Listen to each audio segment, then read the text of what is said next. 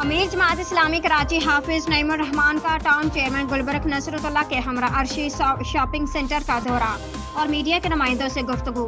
शहर में आतिशज़दगी के वाक़यात का तसलसल और जानी माली नुकसानात इंतहाई तशवीशनाक है। आतिशज़दगी के वाक़यात का तसलसल हुकूमत और मुतल्लिका अदारों की कारकर्दगी पर सवालिया निशान है। सिस्टम के नाम पर अरबों रुपए की करप्शन की जा रही है। अगर सिस्टम पर हाथ डाला जाता तो इतनी बड़ी तादाद में करप्शन न होती बल्कि मसाइल हल होते। आतिशज़दगी के वाक़यात की बराह रास्त जिम्मेदारी हुकूमतों पर आयद होती है। पीपल्स पार्टी गुज़श्ता 15 साल से सिंध पर हुकूमत करती रही है और MQM भी उनके साथ रही है। अगर ज़रूरी सामान और मशीनरी मौजूद नहीं है तो उसकी जिम्मेदारी भी उन्हीं पर आयद होती है।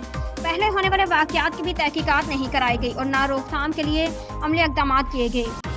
हाफिज नईमुर रहमान अलखदमत के रज़ाकारों को खराज तहसीन पेश करते हैं जिन्होंने वाक़े के फौरी बाद रेस्क्यू के फ़राइज़ अंजाम दिए। मुतासरीन के नुकसान का इजाला किया जाए और मुआवजा दिया जाए। अलखदमत के रज़ाकारों को हिदायत दी कि मुतासर अफराद को जल्द अज जल्द रेस्क्यू किया जाए और ज़रूरी अशिया फ्राहम की जाएँ। हम ये चाहते हैं कि फ़ौरन रेस्क्यू हो, इनके नुकसानात का इजाला हो, ये अपने घरों को जल्द अज जल्द वापस जाएँ, बिल्डिंग फ़ौरन तामीर हो और कंपनसेशन लोगों को फराहम की जाए। जमात इस्लामी और अलखदमत के वॉलंटियर्स मौजूद हैं। इंशाअल्लाह हम इनके रेस्क्यू में भी हम काम किया है और इसी तरह से इनको बसाने में भी अपना पूरा किरदार अदा करेंगे। देख के भैया तारे